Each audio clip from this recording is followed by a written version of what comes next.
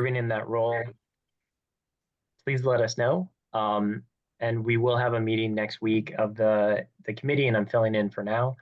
I did want to announce that you should please save the date on Saturday, April 5th.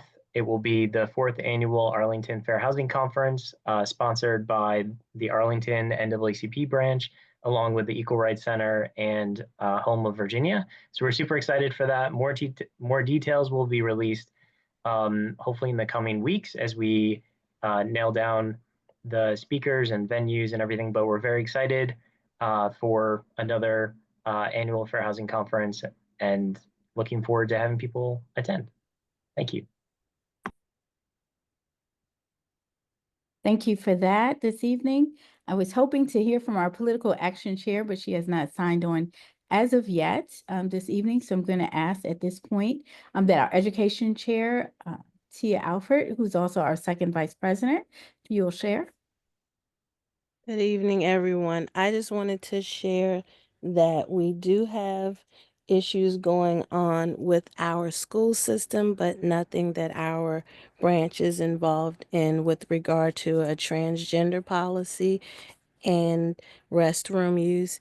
And also, we do have a major issue going on with some of our Black teachers having major issue with how they're being treated, and we are looking into that. But that's all to report at this time. Thank you for that and for your work in the area of education. And we do encourage anyone that has concerns in that area as well to share your concerns with our branch. We are more than willing to look into concerns and to help where we are able to. We are monitoring closely what's happening with the Department of Education as well with our students here in Arlington.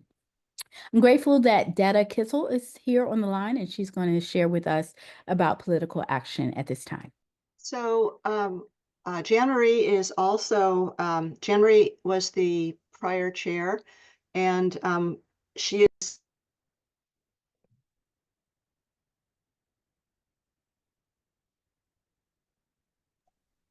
okay. So yeah, Jean-Marie is holding over and keeping the chair warm until we get a new chair for political action. But we did have a meeting on Wednesday, or on Monday, I guess it was, and we had a wide-ranging discussion about what we were going to be able to do this year. We will continue to have a robust voter education and registration program, but it may have to look different if, because we do a lot of door-to-door in affordable housing, and that we might not be invited to do that this year because of what ICE is doing in terms of knocking on doors. We had our first event of the year at the Feel the Heritage Festival on Saturday, and that was great. And thank you to those on this call for helping out. A lot of the people who volunteered are here today. That's it. Thank you to our Political Action Committee for your continued work there. Now we'll call for our January 2025 financial report.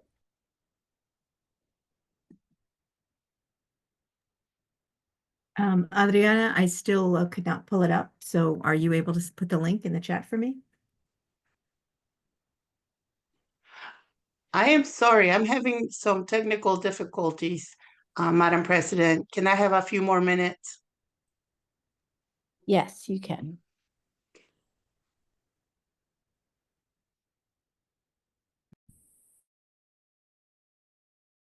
Again, we thank everyone for being here tonight, especially as we celebrate Black History Month. And tonight we are focusing on local Black history here in Arlington, the communities that have been traditionally African American. And so I'm grateful that our housing chair, interim person for housing chair is going to lead and facilitate for us this evening. So at this point, I will turn it over to Kellen.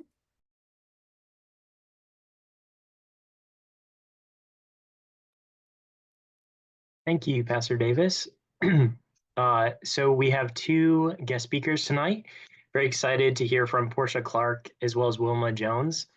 Portia Clark is a lifelong Arlingtonian and active community member in her home neighborhood of Green Valley. And she's also the founder of C.A.R.E, which stands for Community Association of Resources for Education, Enrichment and Economics. And she'll be speaking first tonight. Then we have Wilma Jones, who is an author and civic activist who grew up in and still resides in Halls Hill. And she has written 3 books, and the, I guess, most recent one is My Halls Hill Family, More Than a Neighborhood. So very excited to have Portia talk about Green Valley, one of our historically Black neighborhoods, as well as Wilma Jones talking about Halls Hill and Queen City. And so after they both speak, we're going to open it up for some Q&A, and I'll add a reminder afterwards. But if you do have a question for them, please just put it in the chat, and I'll read questions for folks. But with that, I can turn it over to you, Portia, to kick us off. Thank you.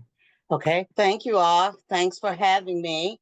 I guess if I could sing, I would sing a song full of the faith that the dark past has taught us. But instead, I'm going to focus on our hope in the future and where we go from here, and tell you about my community, my neighborhood, Green Valley. I do see a lot of you are familiar with our neighborhood, but I hope telling my story and my side of this, you'll learn something that you didn't know already. But the road may be stormy today, but trouble don't last always. If I look at Green Valley, a community that was established by 2 freed slaves, Sarah and Levi Jones, after acquiring 14 acres of land in the year of 1844 for a total of $435, that was a major accomplishment in getting this neighborhood up and running and established, and then selling land. Freedmen's Village, which had also been developing on parcels sold to freed African Americans following the end of the Civil War. Note that our community came before the government established Freedmen's Village in 1863. Green Valley grew when Freedmen's Village was closed in 1892. Then again, when East Arlington, Queen City, was taken over in 1941 by the building of the Pentagon. I'm sorry, I forgot, Pastor Davis.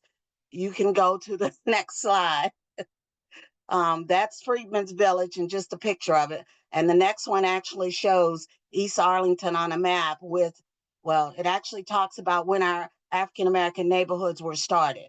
And then the next one, go ahead. Okay, this one shows where East Arlington was at in relation to when the Pentagon got started. So by the building of the Pentagon, it eliminated that neighborhood of East Arlington, and many more of those residents relocated to Green Valley. Our communities were known for people who were tightly bound by social ties and dependent on each other. They cared for each other's children, cut each other's hair, sold each other groceries, ice, and milk. It was security and acceptance that other communities can never understand. We bought the land, established the businesses, and were employed in the community when others would not hire us. For recreation, we entertained ourselves at the colored-only Green Valley Ballpark, Peyton's Field, which the county bought and made a park and named it Jenadine. We played baseball, bid whist, and picnic after church on Sundays. Our churches were baptized in the 4 Mile Run Creek. I think I missed you on a couple more slides. You can go forward. This shows the trailer park that happened after East Arlington was eliminated. The next one. And this shows where Green Valley Ball Field and Peyton Field was located off of 4 Mile Run Creek, along with people being baptized in the water. That's not Jenadine, I understand, but it is people baptizing. And then it shows the new Jenadine Park. Okay, here, our churches were baptized in the creek, and the church leaders were leaders in the Green Valley community. They helped create and participated in social organizations and helped the community with religious, social, political, and economic matters. The Jenadine Club formed in 1931 to provide recreational facilities for African Americans. Miss West formed the In-Betweeners Club for youth recreation that met at the Dunbar Home Center. The Good Neighbor Club was formed in 1943 by Desi Bullock. You can go back from that one. The club helped those in need, and they sent flowers to the sick, and they helped families when individuals passed away. The role of the YMCA was to provide facilities for African American communities. Programs included educating men that had not completed a formal education. Veterans Memorial YMCA, completed in 1953, had the wise men who were pictured here. For ladies, they also had some social and etiquette clubs. They had a swimming pool and a space for social and recreational activities. The pool is now owned by Macedonia Baptist Church and sits in disrepair, but it has a lot of history of our community. For entertainment outside of church and places like the YMCA, Green Valley had the Sugar Bowl, the pool hall, and Pete's Place, a place to hang out and have fun before Go-Go George, one of our Green Valley greats, started creating entertainment for young people. This past Valentine's Day, I reminded my husband of our first date back in 1978 at Pete's Place. Even though we both at one time lived on Pollard Street, it was that night that we got connected at 2325 Shirlington Road. You can go to the next picture showing that. It was a nightclub in a basement, or back in the times, they called them juke joints. I had just seen the property listed a couple of weeks ago for sale with an asking price of over $1.2 million, now a norm for houses in the Green Valley community. Then Done Movin' was a restaurant that one resident described as a place where, on weekends, all of the doctors, lawyers, and Indian chiefs out of the district would come there for dinner after church. The Green Valley Pharmacy had a food counter that served the community and later became a place where women like my mother operated and served breakfast, lunch, and dinner. Across from the pharmacy was Shady Dale Restaurant, and up from there was BT's Carryout. We now have Aaron's Carryout, run by his grandson, located across from the Chin Baker Funeral Home, still a family-operated business in Green Valley. You can go to the next slide. In the 1960s, Green Valley was 99% African American. By the 1980s, we were 88% African American. And in the last census data, we're now reported to be 17.9% African American. Surprising enough, Johnson Hill is the one African American community that has a percentage of African Americans that's more than 40%. The Green Valley community was a thriving area where the people helped each other and provided what was needed to grow and develop. You can go to the next one. Businesses were established to meet needs, like the Friendly Cab Stand opened in 1947 to take parents to Freedman's Hospital in DC to have babies. The Collins family, reflected here, also opened a friendly restaurant and a hair salon. Miss Mamie Bell Mackley Brown operated the Friendly Beauty School and taught women how to do hair. Her husband was Reverend Mackley at Mount Olive. Black communities created during the Jim Crow era did not always fall into binary categories of elite or poor. Instead, neighborhoods like Green Valley hosted people of multiple classes. According to Mariah James, who wrote a paper in her thesis on Among the Elite, uncovering class in Green Valley. Then there were the barbershops like Star Barbershop, owned by my uncle, Galvester Crawley, Teddy's, and now we have Wayne Cuts. Those were places where the men networked and shared their knowledge. For the women in the beauty shop, they would call it gossiping, but the men in the barbershop got to know each other and offered their help or a friend when needed at home. There were construction and building persons like Robert Reed, Eddie Lockett, Thomas West, and the Bryant brothers and George Eliot. They worked hard and developed their skills as bricklayers, architects, engineers, and other construction trades. They built homes that they and many others lived in for more than 30 years. Now they're being torn down and redeveloped. There were lawyers. You can go ahead to the next one. This reflects the businesses in Green Valley. This poster done by Nancy Perry, who did a lot of the research and the history on. There were approximately about 45 businesses that operated in Green Valley at one time. Today, I look at the businesses as well as the land, and we only have 3 original landowners in that Green Valley area of the town square. The lawyers, go ahead to the next one. Well, this was showing the Lockett House and the Carter House, both proposed by developers to be torn down and redeveloped. The next one. And these are the lawyers that everyone went to that included Luttrell Parker, Robert Alexandra, and Thomas Monroe, who became the first Black judge in Arlington. He and his family continued to live in Arlington, with his wife, Eleanor Monroe, becoming a member of the Arlington County School Board. Their son, Charles Monroe, was elected to the Arlington County Board. My second daughter used to ride to school with his son when they attended Page Elementary School. The lawyers were very engaged, leading in the PTA, working with the NAACP, and helping to fight for civil rights. Next one. There were doctors that took care of our health. Dr. Bruner, a pioneer who was hired by Arlington County's Department of Health prenatal clinics at a time of bigotry, racism, and segregation. He helped to establish Planned Parenthood in Arlington. He delivered babies at home, like Dr. Alfred O. Taylor Jr. Dr. Moore, the dentist, and Dr. Butler, who once told my mother after examining her on a Friday that he was going to have her admitted to the hospital by Monday because she thought she had a tumor, and he told her she was pregnant with my brother. After 27 years having her first child, I was tumor number 2.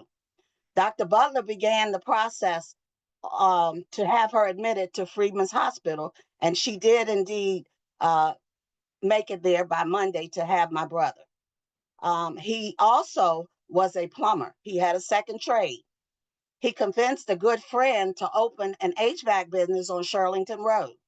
His wife, Miss Payne, relayed a story to me one day and shared how he was at one lady's house working in her yard on her plumbing with Mr. Payne one night. And then the next day, she went to the hospital to deliver her baby. When she looked up in the labor room, when her delivery doctor arrived, she looked at him and asked, "Weren't you at my house last night working on my plumbing?" Well, it was him. He was a plumber and a doctor. Dr. Bruner's daughter, Dr. Denise Bruner, is a practicing physician in North Arlington today. She once practiced in her father's office on Glebe Road. She specializes in bariatrics and anti-aging. Now, we don't have a doctor's office in Green Valley.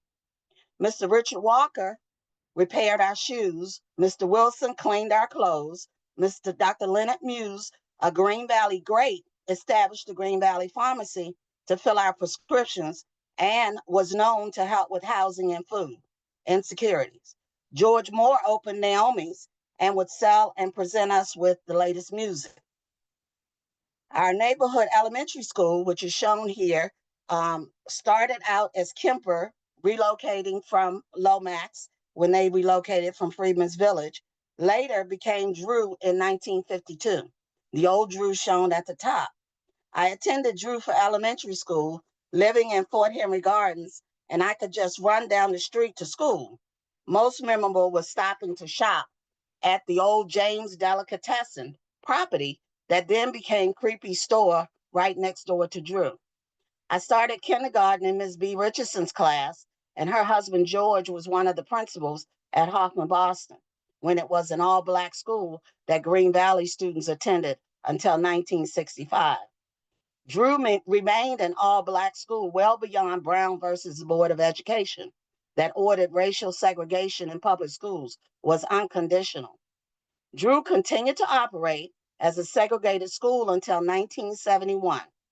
Montessori came in as a model program to integrate our school and stayed for over 30 years before we ended busing and became a neighborhood school that is now integrated by those who now live in Green Valley. Our teachers were engaged in the community and knew our parents. My mother would talk about Miss Hightower, and I remember her daughter teaching at Drew, and her son was in my class. Miss Marie G was one of my second grade teachers. Mr. Hardy Williams and Mr. Lee were the teachers with the belts. And my favorite teacher, Miss Hazeline Harris, still teaching when my kids went to school, where they learned from her famous song, Did You Feed My Cow? I was in her class for third and fourth grade, the year Dr. Martin Luther King was assassinated. We all cried together in 1968. It was then that I became an activist. We marched to make his birthday a holiday and rejoiced when Stevie Wonder did the birthday song. My oldest daughter attended Drew for pre-K, Montessori. For kindergarten, she was not accepted. She was then assigned to attend Claremont. Claremont closed the next year. She ended up at Barcroft. I became a PTA president. The children from Green Valley were stated to go to another school in North Arlington after third grade.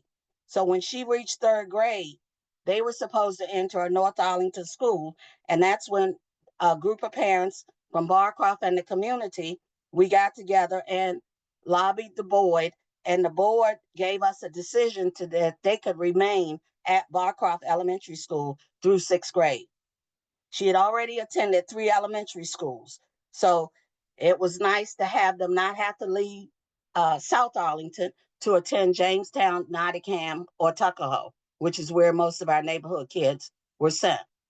Another Green Valley great was John Robinson, who became an activist. He encouraged us all to vote and take care of our kids.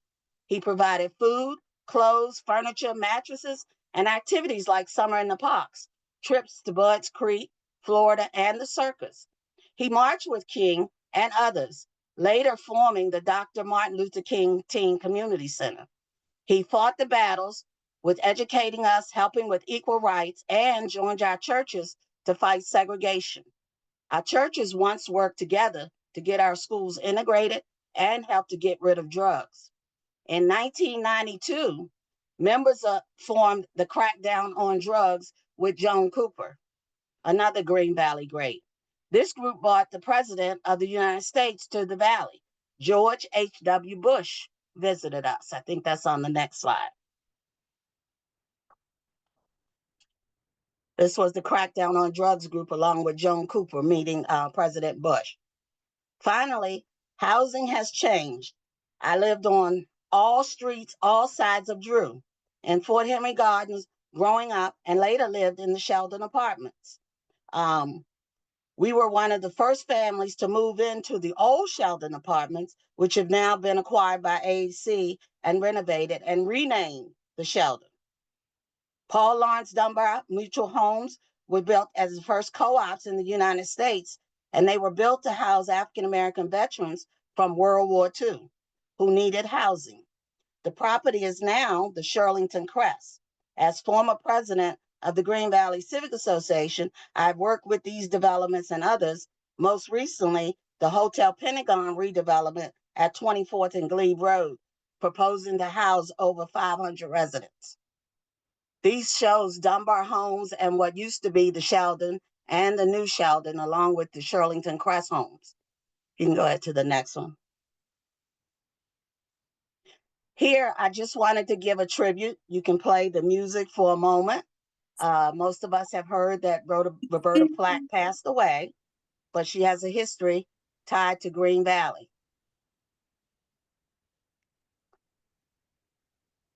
Drumming my pain with his fingers, singing my life with his words, killing me softly with his That's enough. This is one of my favorites from Roberta Flack.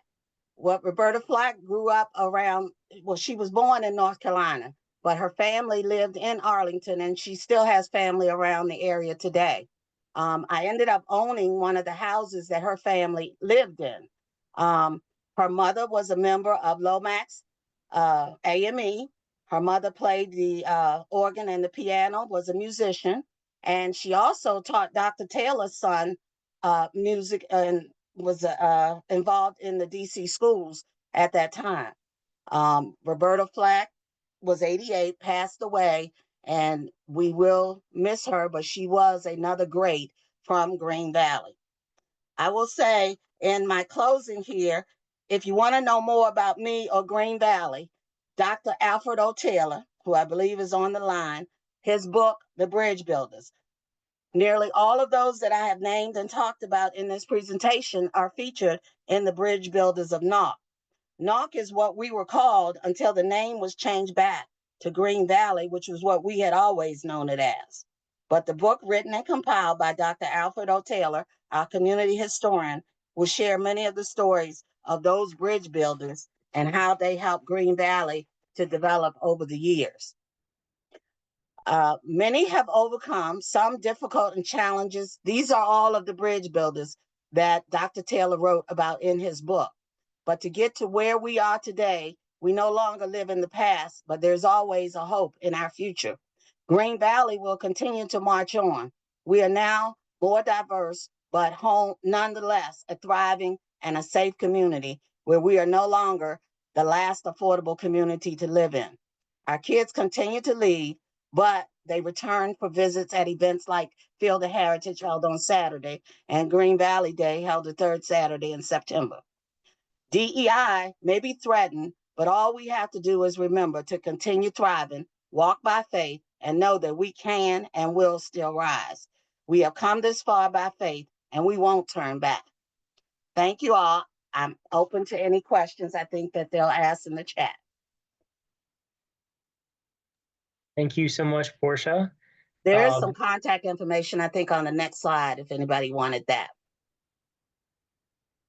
Oh, That's great. the last one. It's the next one. Yeah. Okay. So Portia, I think we're going to hold questions until after Wilma speaks as well, and then we'll do questions for both of you. But thank you so much for that presentation. I learned a lot from it.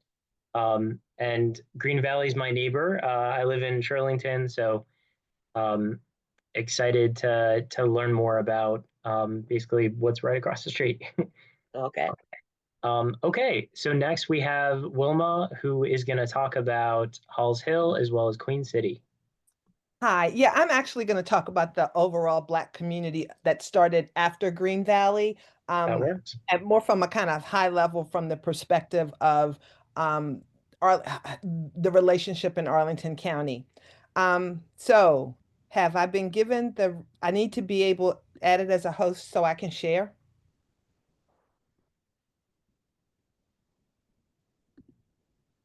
Thank you.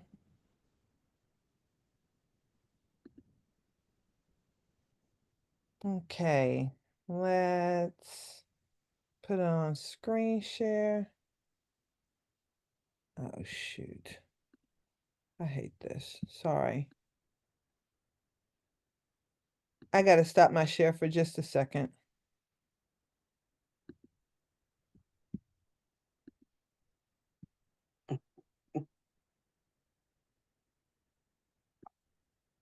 Okay.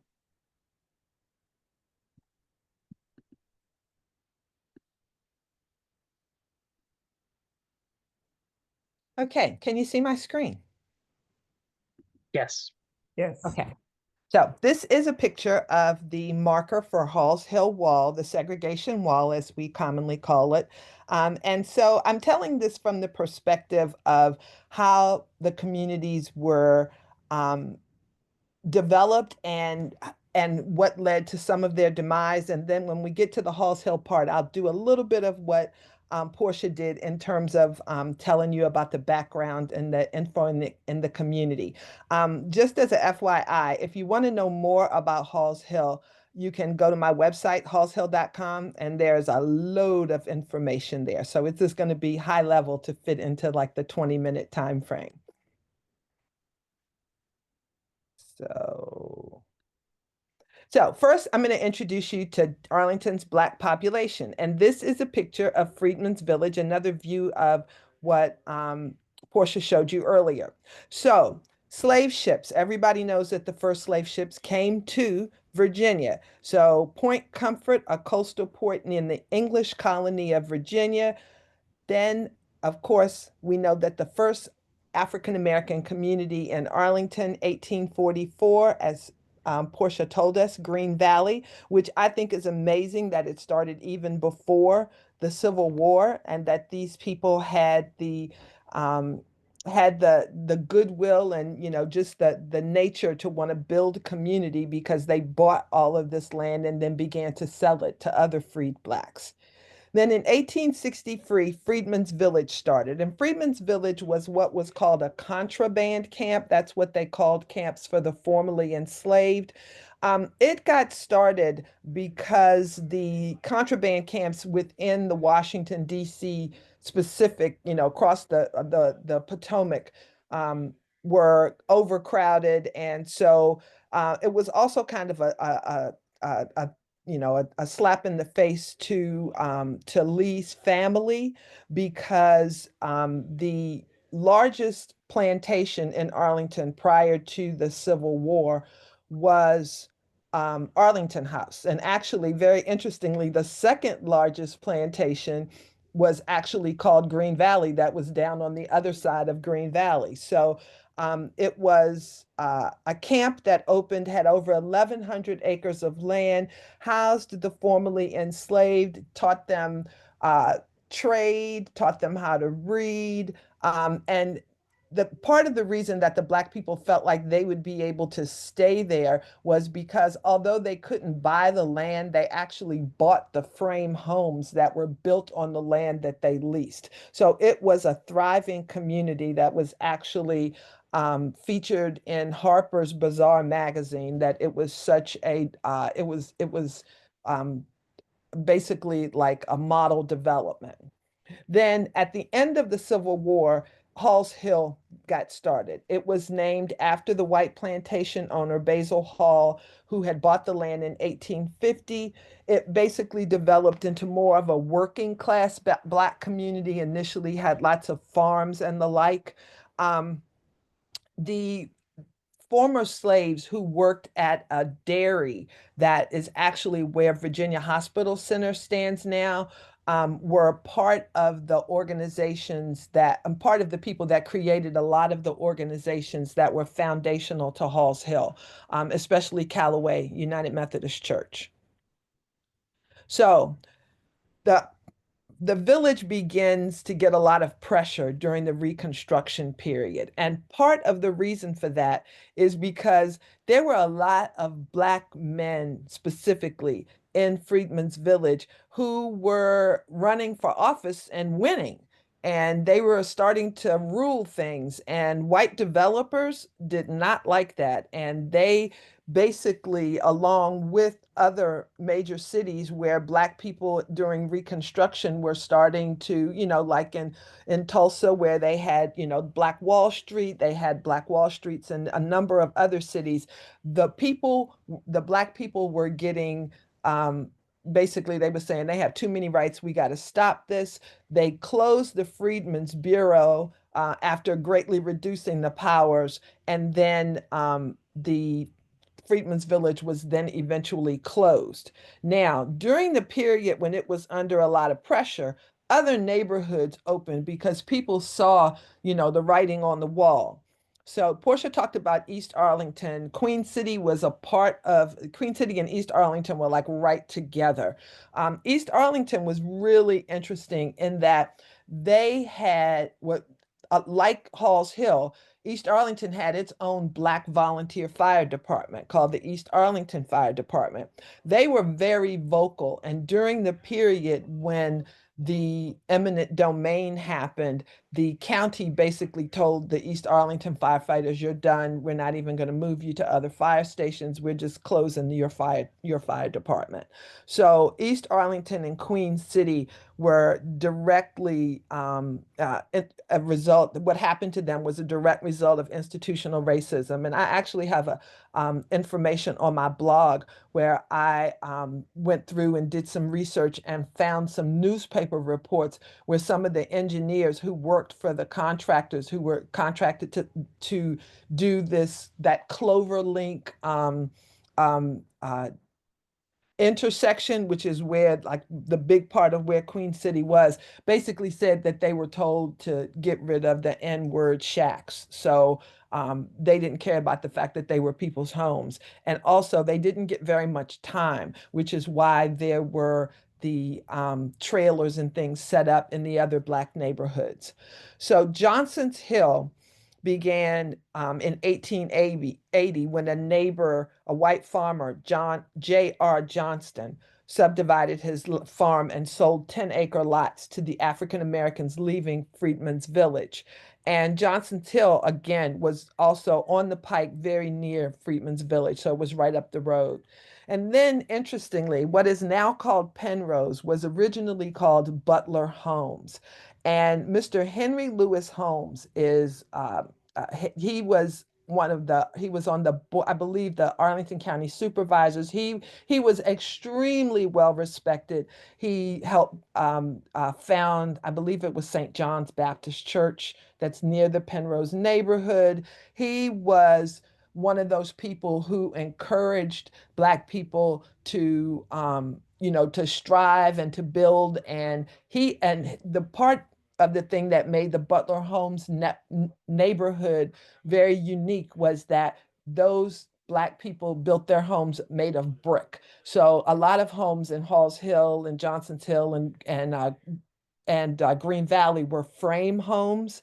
There were a number of brick too, but Butler Homes was known that most of their homes were brick homes. And their goal, again, was to develop a community of freestanding homes with a more middle class environment, not so much the farmer garden kind of environment. So this is where Black Arlingtonians lived around 1900. And as you see, I've got the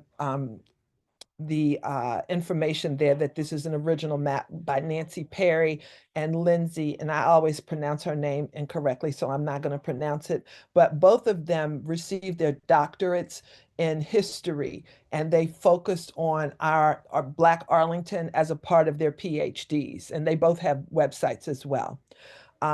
So the neighborhoods, what they considered and classified neighborhoods included churches, schools, businesses, and social organizations.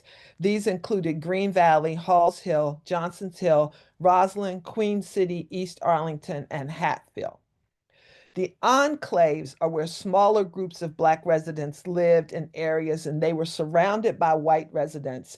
They lacked the institutions like churches or schools, and they were called Pelhamtown, Cherrydale, Ballston, South Washington, and Browns Bend.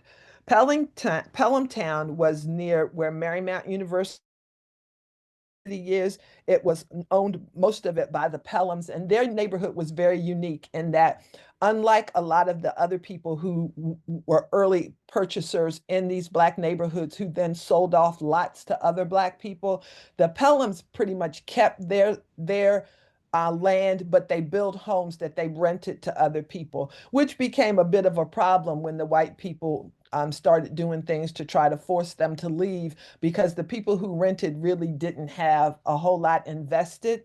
So they left kind of quickly. And then the other enclaves were kind of, once segregation became legal, those people knew that they had to get out of there because, again, they were surrounded by white people. But in Halls Hill and Hatfield, in Green Valley, and to some extent in Roslyn. But Roslyn got moved out because of not only because of racism, but also because of the issues about how they felt that the businesses that were there, which were a lot of bars and things, were unseemly. But part of the reason that those neighborhoods were so strong was because of the high level of home ownership of the people who lived there, which I'm going to talk about in a few minutes. So let's talk about Halls Hill a little bit. So this is the Langston Brown Community Center, a portion of the mural that shows one of the older versions of Fire Station 8 looked like. I believe they were like, now that we're into this building, this is like the 5th or 6th building of Fire Station 8 since the original kind of garage was built on the property that was donated by the Hicks family. So foundational organizations on Halls Hill were Callaway, Mount Salvation, which was pretty much started by the Pelhams from Pelhamtown, The Halls Hill Volunteer Fire Station, now known as Fire Station 8, which got started in 1918, we recognized their anniversary or the opening a few years ago. Then Langston School, which opened in 1925, which was a Rosenwald school, a school that was started as it was found partially financed by the Rosenwald Foundation, which was started by one of the part owners of Sears Roebuck, Julius Rosenwald, along with Booker T. Washington, and they built over 5,000 schools and helped to finance them in the formerly Southern states. And then the Langston Citizens Association. And let's go to the next one. So this is a picture of Callaway, and I'm showing the picture from this perspective so you can also see our historically designated cemetery. Mount Salvation's has been historically designated as well. And I think you got a couple of people who are waiting to get in. Then this is a picture of what Mount Salvation looked like. This is what it looked like when I was a kid. It was torn down in 1974, I believe, and now this is what the Mount Salvation looks like today. It's on Culpeper Street. Then this is what Langston looked like in its original form when it opened in 1925, facing Lee Highway, and you can see this land over here is where the Black doctor, Dr. Morton, lived, who I'm going to talk about in just a minute. And this is what Langston looks like today. And this is what Fire Station 8 looked like for many, many, many years. Again, one of the many iterations, and this is what it looks like today. I just want to take a second. We had a Black History Month presentation at Callaway where we talked about Black businesses, but I just want to kind of shout out, I mentioned the Hicks store. The Hicks had a store, they had a sweet shop, they had a cab company, and they had the first Black bus line that ran from Falls Church to downtown DC. There's Mr. Moore's Barbershop, which is still on Langston Boulevard. There was Mrs. Allen's store. There was the Suburbanite restaurant and club. Then it was taken over, well, not taken over, but it became Goolsby's. We had a number of other barbershops, Mr. King's Barbershop. Mr. Taylor had a sweet shop. We had Mrs. Adele's Beauty Shop. We had a dentist, Dr. John Ellison, whose brother, Oscar, had a medical practice in Black part at Falls Church. Our Black doctor back in the day was Dr. Edward T. Morton, whose home was where the McDonald's is now, and he ran for the county board unsuccessfully in 1930. There's Robinson's Upholstery that started by Mr. Jacob Robinson on Lee Highway, now Langston Boulevard, and that is now actually in the west end of Arlington. We had lots of tradesmen, Mr. Montrose Jackson and people like that. And then I know a lot of people know the story about desegregation. So we're talking about neighborhoods, so I wasn't going to go into that, but do want to mention that the 4 children who integrated schools in the state of Virginia all went to Langston. 2 of them attended Callaway with their families. 2 of them attended Mount Salvation, and they desegregated Stratford in, let's see, 66 years ago on February 2nd, and which is now, again, called Dorothyham Middle School. So we got a lot of history up in Halls Hill. So this is our welcoming area that was put up in the early 2000s. Ms. Winnie Owens Hart did our design. She's a original member of Halls Hill. And then to talk about the next piece. So the village closes, Arlington grows, and developers gain political power. So the developers gaining political power is why our community is kind of designed and constructed the way that it is from a housing perspective. So the village closes December 7th, 1887. They got eviction notices. Many people got money, but they only got 1/3 of the amount that they were asking for. And this is the Freedmen's Village, Green Heights information about how they're going to change it and close it. So The Civil War gave birth to much of the modern federal government. After the war, all kinds of buildings, and of course, we all know the things that were built around here in the 40s and 50s, and Arlington blossomed. So Alexandria and Arlington County split in 1870. The Good Citizens League, and if you ever have any wondering about things about racism in Arlington, just Google Good Citizens League, Arlington County, Virginia, and you'll see how they became a political force, and they are the reason. And Crandall Mackey is one of he was a Commonwealth attorney. The previous Commonwealth attorney to Parissa wasn't happy that I put out there about he was blatantly racist and did lots of things to suppress the votes of Blacks and poor residents. They actually were able to make that legal until these kinds of things were overturned by the Supreme Court. And Black residents were targeted. And as a result, a lot of Black people moved out of Arlington. Now, the county changed because of these people coming here to live. So farmland declined from 15,000 acres to 8,100 acres in less than 10 years. So, but the Black residents in those three neighborhoods were hard to move out because of their home ownership level.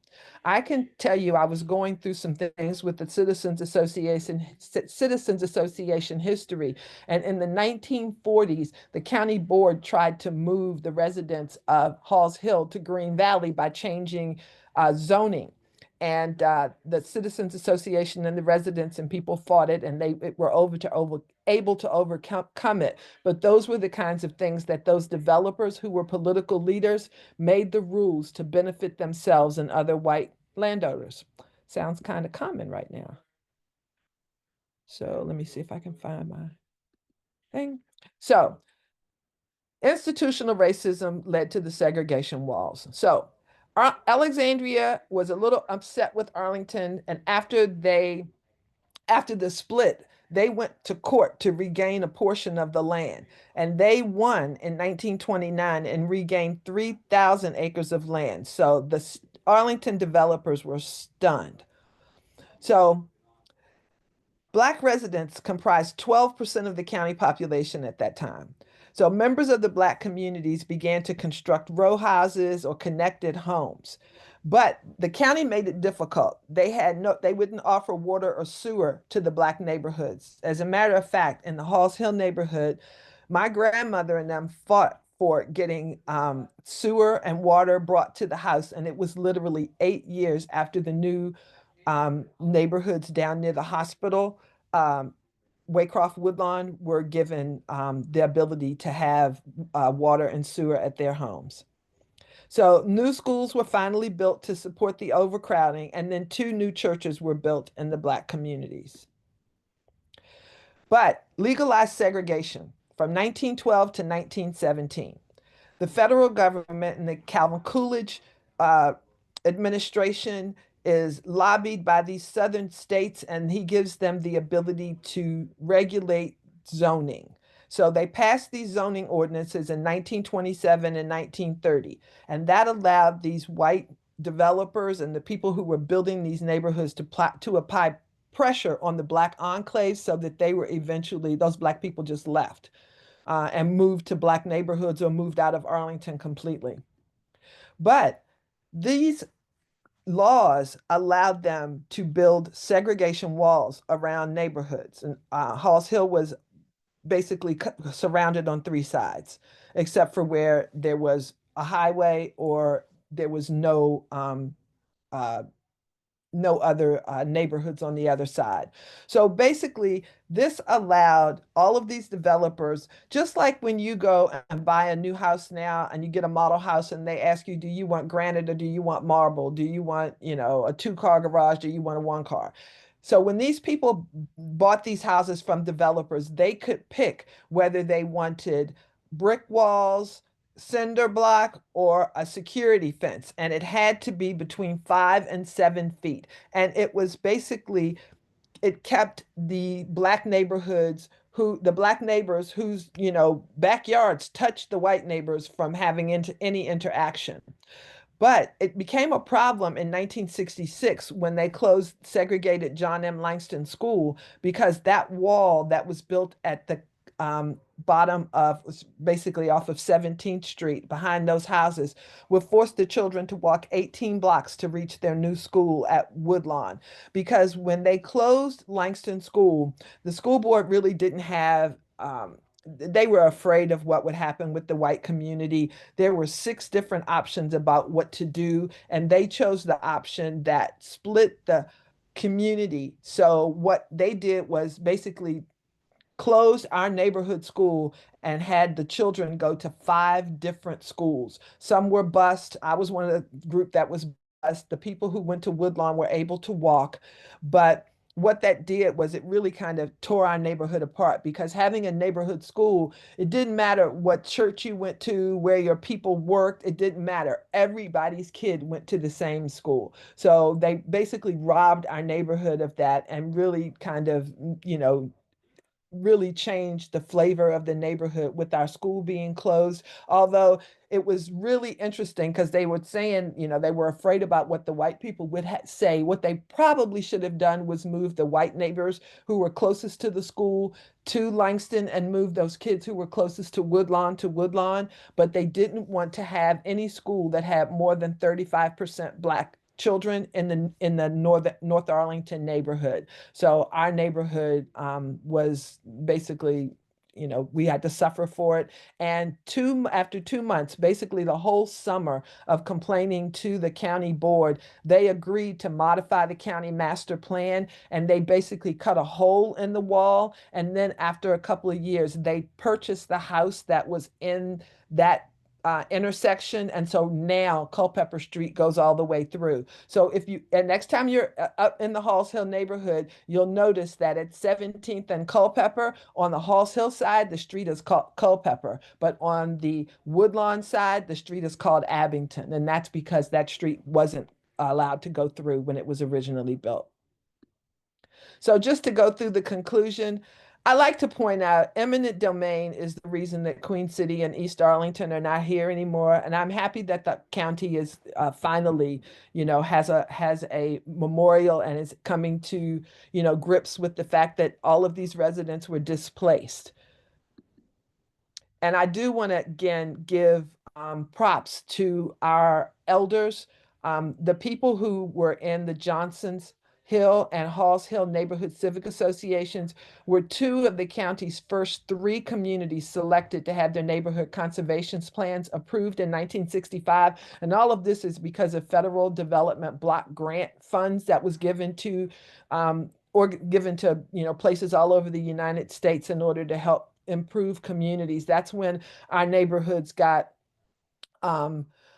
curb and gutter. I mean, we used to have tar streets with no sidewalks. And when it rained really, really hard, it was really bad for our neighborhood. So these helped to get us the resources that we needed to keep our community up. But the Green Valley neighborhood was in the next group of communities. So if anybody wonders why these 3 neighborhoods are still recognized as historically African American, it is because of the work that was done by these 3 civic associations during the time when neighborhood conservation plans were originally approved. And it really has cemented these communities in Arlington County's history. So in the Halls Hill neighborhood, Mr. Bertie Alston, Mr. Miss Dorothy Ham's husband, Mrs. Let's see, my aunt, Patience Spriggs, those 3 people were the 3 chairs of the Halls Hill plan. So we owe a lot to them for helping to what I call put the flag on the moon in Arlington as far as Black neighborhoods. And that's it. Thanks very much. Let me stop sharing. Thank you very much, Wilma, for your presentation about a lot of the historically Black neighborhoods in Arlington. Again, I learned a lot from that. I thought I knew a lot, and then I realized there's a lot more that I don't know. So at this point, happy to open it up for question and answer for both Portia and Wilma. And probably the easiest way is just to add any questions you have in the chat, and I can read them off for them to answer. But before I see any questions in there, I have a question for you both. So what do you think the legacy of our historically Black neighborhoods, what does that mean for the future of Arlington? When you think about decision making in the county and our community, how do you want their legacy and their continued existence as neighborhoods and as communities? Like, what role do you want that to play in the future of Arlington moving forward? You can go first, Portia. I'm not sure I have the exact answer to all of that, but I will say that we're here as a community, and I don't think we're going away, but we are a lot more diverse. So it's a lot more people engaging and getting involved that don't necessarily share the history of our communities. But those of us that are here and remember our past and understand how we got to where we are, we're going to keep moving forward and developing and growing. And it's just going to bring more diversity and hopefully for the positive of things getting done. Today, we still have challenges in response to our neighborhood because some people think it's a high crime area. I think we're always going to fight issues like that, but there's crime in Crystal City, crime in Clarendon, not just our neighborhoods. So certainly, I would hope that, we remember our history and understand our past. And it has been a driving factor sometimes in these new developments as they come along, particularly with the housing covenants and things like that a lot of people didn't quite understand. But it's also caused a lot of contention in our neighborhood where new neighbors and old neighbors don't all get along. So we're working on that, and I think that'll help us in the future to be a neighborhood where everybody's welcome and it's open to all. Thank you, Portia. Wilma? I think that the work that our Citizens Association, as well as the Halls Hill Highview Park Historic Preservation Committee are doing is important in order to be able for the people who are just coming here and for people who come through our neighborhood to understand the importance. One of the reasons that Arlington is as open and progressive and everything as it is because of the people from these Black neighborhoods. I remember when the boat people came to Arlington, and Arlington has become open and has become open to other, in my opinion, other communities and things because of I think two things. One is the influx of people who came here to work for the federal government who were literally, they couldn't believe racism in Virginia was as bad as it was when they came. And they were willing to work with the Black people who were being, discriminated against. And it helped to bring in, Arlington is a 100, I'm not 100%. Arlington is a traditionally and a blue area. It's an area from a political perspective. It's an area where people are open to diversity and understand how opening up to other people and people who have different experiences can help make the place stronger. So I think that what we're trying to do is to make sure that it doesn't go away with us. I have a son who's going to be a 5th generation person who lives in Halls Hill. I don't know whether he's going to stay in Halls Hill. I mean, my youngest son, who's now in Texas in a historically Black neighborhood, said, if he comes back to DC, he's not sure that this is a place where he's going to want to raise his kids. And I think that part of that is because of the great gentrification that we've experienced. So my goal, and I think goal of the other people who are still working and active, is to make sure that we do our job like the generations before us to ensure that this history doesn't go away, but also so that people understand why Arlington is the way that it is. Thank you. And you actually, I think, answered a question that someone had posed about what inspired you to do the research and come up with the history of your respective neighborhoods? I think you answered that question already. No, I Um, didn't. The reason that I did it is because my kids didn't know it. It had nothing to do with anybody else. I wrote my Halls Hill family and my book, Little Michael, the children's book, specifically for my family. Now, I did not realize that, honestly, I did not realize that 3 or 4 months after the book came out, that it was going to be the 60th anniversary of desegregation. So that kind of exploded it because they asked me to do a table, and then that kind of got more people. But I wrote the book for my sons and my nieces and nephews because there were things that I found out that I didn't know. Like, I did not know that my mother and some of the other mothers of the students who were plaintiffs in the desegregation case were forced to go down to Richmond with 2 days' notice to testify about why they were breaking the law, allowing the NAACP to give them free legal services for desegregation and threatening them.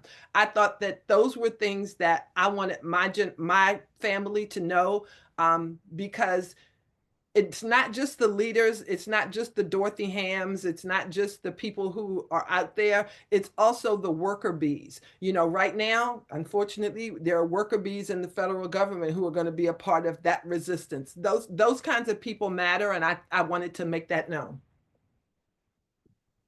Thank you. Portia, anything you want to add about that, why you got into this work? Well, part of it I mentioned as I was presenting, becoming an activist when, my daughter's school situation happened.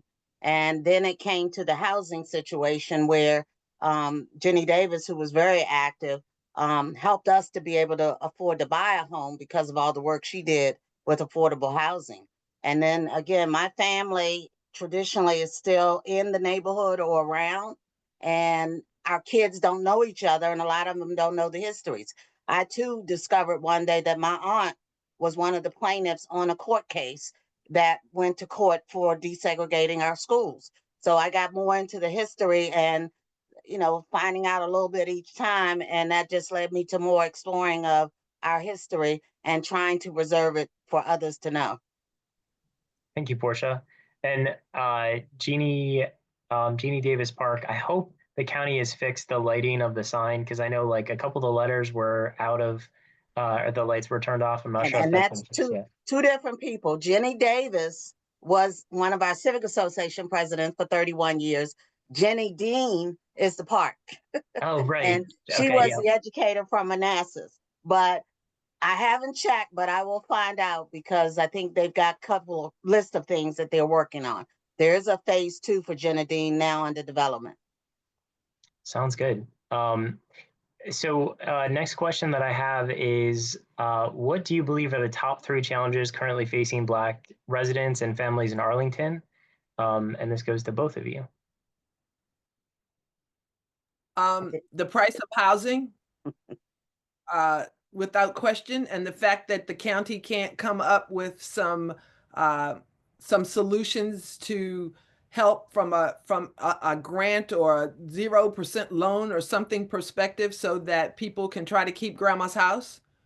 I think that from a perspective of Black people who have been here, I think that's a major concern. But then you also have the Black people who have come to live in Arlington because it's a good place to live. I think one of my personal issues is I have a major issue with the fact that the schools don't offer the same testing and programs and things in all parts of Arlington. I don't understand why people in Jamestown can get stuff that people in Drew can't have.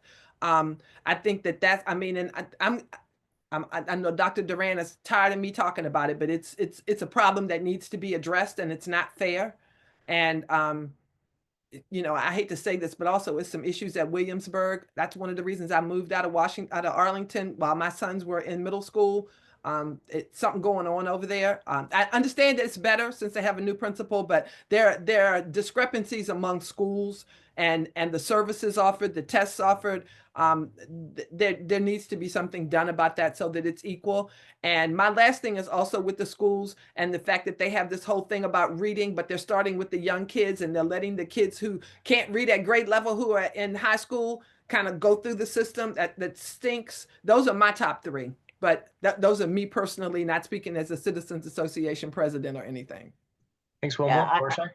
I will say housing certainly is on my list because I still look at the need for affordable housing. Most recently, not just for our first responders and teachers, but we got a lot of caregivers now taking care of seniors that can't afford housing. So that, along with the school system, there are a number of challenges. And even though our school is a lot more diverse today than it ever was, there are challenges with the policies in the school system and how our kids are being educated or not educated. I look at even the unemployment and the economic development of the community where our kids are not learning the trades that they used to offer in the schools because the Career Center doesn't do HVAC and all of those programs that a lot of kids benefited from. But I'm real concerned that even with summer school policies now that say not all kids go to summer school or they're not required to go to summer school, they give them a choice. And a lot of our kids need to be in summer school or learning because they're not at grade levels where they should be. And when we talk about things like the high crime rate or what's going on with our young people today, you know, guns, video games, it's not helping them to succeed and to even think about being prepared for college because we're not doing what we should do for college prep. Thank you, Portia. Next question is, how is the sense of community and sort of the culture within both Halls Hill and Green Valley changed over time? Do people in these communities still treat one another as family or close friends, or how has that shifted as the neighborhoods have become more diverse? Can you talk a little bit about what you've seen in your own lifetimes? Well, some neighbors know other neighbors, and others just say hi and bye and coming and going. It's not the communities that we built that took care of each other, where, you know, snow happens. Yes, it's everybody's got to shovel the sidewalks, but there's not a lot of caring like it was when you knew, you know, so and so was a widow at home by herself. She needed help. Somebody jumped in and did the work. Or like the guys I've mentioned in the construction trades, the way a lot of them acquire their homes is they sit down in the evening after working 8 hours and then go help each other build their houses. We don't have that kind of closeness of knowing what our neighbors are doing, who they are, and what their needs are. And I think that's something we've got to build back up because our community was built on that, and that's how we thrive. Thank you, Portia. Wilma? Um, I'm sorry, my phone is blowing up. My Roberta Flack, of course, everybody knows who died, was my ex-husband's piano teacher, and he just finished doing a TV interview, and my phone is blowing up. So I'm sorry. Can you repeat the question? Yes, no worries. So how has the sense of community and sort of culture shifted over Okay. time in Halls Hill? It shifted because we have some new people who, you know, I mean, honestly, when I first started being civically active, it just amazed me that people didn't want to join the Citizens Association. But some people they don't want to be bothered. They only want to know about stuff that's going to affect their property values or, you know, so yeah, it has definitely changed. We had some people who I was very excited about working with us, and we were trying to work with what was going on with the hospital. And the person said, "Well, hold up, I don't know if I want to disagree with the hospital because if it improves my property value, I might want them to do it." So it's a different thought process. From my perspective, it kind of used to be even with the people who didn't want to be involved on a regular basis. When something happened, the community coalesced over and supported. We don't have that now. It's there, but it's not like it was. But on the other side, we do have a number of committed people who live here who want to make sure that, you know, things are done right. I mean, of course, living off of Langston Boulevard and having the hospital in our backyard, we are constantly overcome by things. And, you know, our neighborhood has houses that, I mean, we have houses that look from, you know, super duper modern to little frame things to apartments to townhouses. So it is not what it used to be, but it's not as bad as it could be. We, of course, are, again, greatly gentrified, but we do have a good number of people who are determined to stay here and are determined to do the work to make sure that Halls Hill, Highview Park, and the values and the things that are important to the residents. We advocate for the welfare of the community, but we don't have the level of community support that we would like to. We'd love to have 100, 200 more members, but we do have a good group of folks, and we do now have a number of historic preservation things going on that have helped to spread the word. So we do have people who are supportive, but we don't have that same sense of tight-knit community that we used to have. But again, I think that when things are important, we do come together and make the right decisions, but it is a lot tougher getting people involved. Okay, thank you. So I think our final question is really more of an opportunity for you both to share sort of one key takeaway that you'd like the people who have joined us tonight to take away from the presentations that we heard from you. We can start with Wilma and then go to Portia. I just say, if you want more information, go to hallshill.com. I've got loads of, podcasts and interviews and blog posts. And, if you're sitting in traffic if you have to go back to work, you can go to hallshill.com and listen to them. I actually read a lot of the blog posts, so you have audio. It has a bunch of info. And again, my Halls Hill family is my Halls Hill family more than a neighborhood is available on Amazon and Barnes and Noble and a bunch of places. It's actually, I think they have 7 or 8 copies at the library. There's a copy at the Center for Local History. So everything that I've talked about is talked about in that book. And if you have a kid and you want to alert them about Arlington Black history, my children's book is called Little Michael Visits Fire Station 8. Thank you. Portia? I would say that, as a community, we're still developing. We're right now still threatened by what we're going to do with the properties around our town square, but we are starting to focus on those again. Our civic association still has lots of people active and involved and engaged. We could always use more. One of the things that we've been doing is trying to build on our relationships, particularly to bring back some of what we used to have, where information got around, like even who died, who was born, who got married. We're improving our communication channels, which is necessary today because a lot of people just don't share or come outside their front door to learn what's going on in the neighborhood. So that said, we built the town square to build relationships. And one of the things that that C.A.R.E is kicking off is a farmer's market. And the farmer's market is going to be hosted on Friday nights with fish fry dinners and food trucks for the community to come out and get back together with playing cards and talking and finding out who's who and who can help who. Because we have a lot of seniors in the neighborhood and we're vying for more senior housing to be developed. But again, we got to understand what our needs are behind those closed doors that people just don't open up enough and trust. Thank you, Portia. And just in time for Oh, Lent. one more thing. Oh, I forgot to mention our historic preservation project, which we have added to our website, a lot of historical documents. If anybody remembers the Green Valley Newses that John Robinson started publishing in 1966, we digitized a large collection of them, and all of that information is available online from the Green Valley Civic Association website. Thank you. I was just going to say that the Friday night fish fry was a staple of my growing up in Western New York, and I'm excited that that's going to be right down the street. So thank you both for sharing your extensive knowledge of Black history and historically Black neighborhoods in Arlington with us tonight. As I said before, I know I learned a lot, and I'm sure everyone else did.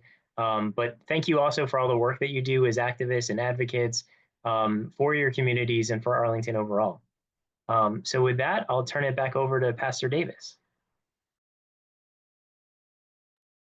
What a marvelous segment tonight. It has been quite enlightening for us as we have talked about our local Black history. And I'm so very grateful to Kellen for facilitating and to Wilma and Portia for leading in this time. We have two orders of business that we need to take care of before we close tonight. And that is our financial report from our Assistant Treasurer, Miss Adriana Spain. And then we are going to give an update for information that our branch is following in just a second. Thank you, Ms. Spain. Thank you. Madam Secretary, can you give me access to share my screen? Sure. Or I can just share if you'd like. I think it's easier if I share. Okay.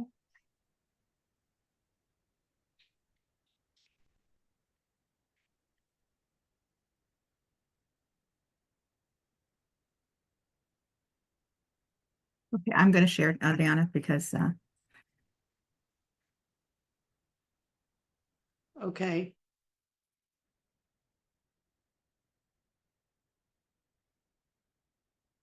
Can everybody see is it showing now? Yes. Okay. Okay. All right. Let me move this screen. So this is the January 2025 financial report for the Arlington branch. For our revenue during the month, we had a total of $2,300.48. For expenses, we had a total of $650.78. That left us with our balance in our operations account of $11,952.26. There was no activity in our reserves or scholarships account this month. And that is the financial report.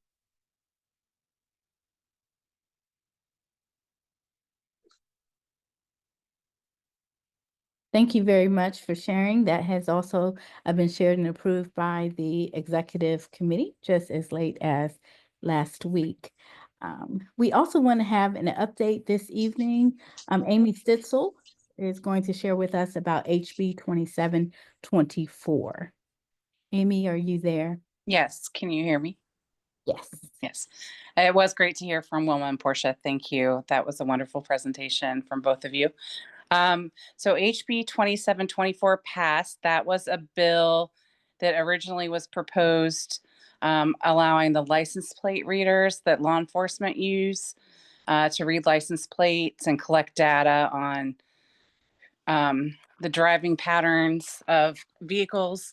Would have allowed for it to be expanded, and also we were concerned about surveillance, particularly with what's going on with the government right now, that people might want to get access to that data to surveil immigrants, to surveil people coming to Virginia for abortions, for lots of various reasons. So we were concerned. The state conference was also concerned.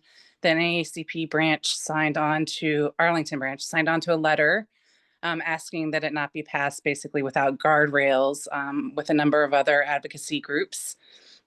And it ended up being passed with an amendment that did provide some guardrails, which we are happy about, and also requiring a reenactment clause where it won't actually go into effect and allow these like expansions, and there's also like publication requirements unless the legislature again next year passes it. So just for everyone's information, we do have license plates readers in Arlington. They're allowed and legal, and we just want more restrictions on them, not just for Arlington, but for all the Virginia governments. Not every county or city has them right now. Do you have any questions? Let me know. Are there any questions this evening? All right. Thank you for that update this evening. I moved quickly from our financial report and did not get the motion for it to be accepted. Is there someone that would like to make that motion tonight? I I'll make a motion. motion. Oh, no, I you go ahead. second. Go ahead. I second. Go ahead. Okay, Ellen. I'll make the motion. I second. Been properly moved in second. We ready for the question? All those who are in favor, be it known by either saying aye or raising your hand at the bottom of the screen. Aye. Aye. Aye. Aye. Aye. Aye. Aye. Aye. All those who are opposed have the same right. The ayes have it. Thank you for that. Again, we want to thank those who are present tonight. As we come to the close of tonight's meeting, I want to express my deepest gratitude to each of you for being present and engaged in this important conversation. A special thank you to Kelly Macbeth for serving as our facilitator this evening, and to Portia Clark and Wilma Jones for their insightful presentations and leadership in guiding our discussion on local Black history. Your knowledge and passion help keep our history alive and relevant for generations to come. Next month, we will continue our commitment to education and empowerment by highlighting women who have made an incredible impact in Virginia in honor of Women's History Month. Their contributions have shaped our communities and inspired progress in ways that deserve recognition and celebration. To our NAACP members, your dedication makes our community strong and united. We are also committed to supporting federal workers, contractors, and those who are currently facing difficult times or instability. We want you to know this is a priority, and we will continue working towards meaningful solutions and advocacy efforts to uplift those who are in need. We also extend our appreciation to our political leaders, clergy, and all of our friends who joined us online tonight. Your presence affirms our shared commitment to justice, equity, and the well-being of Arlington. As NAACP founder Mary White Ovington once said, freedom is not simply to be free of chains, but to live in a way that respects and enhances the freedom of others. May we continue to walk in that spirit of unity and progress. Let us pray. Gracious and eternal God, we thank you for this gathering, for the wisdom shared, and for the commitment of each person in the room. We ask for your guidance as we continue the work of justice, equity, and empowerment in our community. Strengthen our hands for the work ahead and bless those who are facing hardship. Grant them peace, provision, and protection. May we always remember our history, honor those who came before us, and forge a future that reflects your love and justice. Keep us united in purpose, steadfast in faith, and committed to the fight for equality. In your name we pray. Let everyone say amen. Amen. Thank you for being here tonight. I hope you have a marvelous evening. Better have a good night. Good night. Good night, everyone. Good night. Thank you. Good night. Good night. Children wade in the water, nothing's gonna jump away. In the water, get up in the water, children wade in the water. Sun and the dance, we gotta stand up and make it loud. Just like our gods on the pharaoh, and let my people go, go. We are a new generation from the ones who have come before. He's calling us into freedom, let my people go, go. Wade in the water, wade in the water.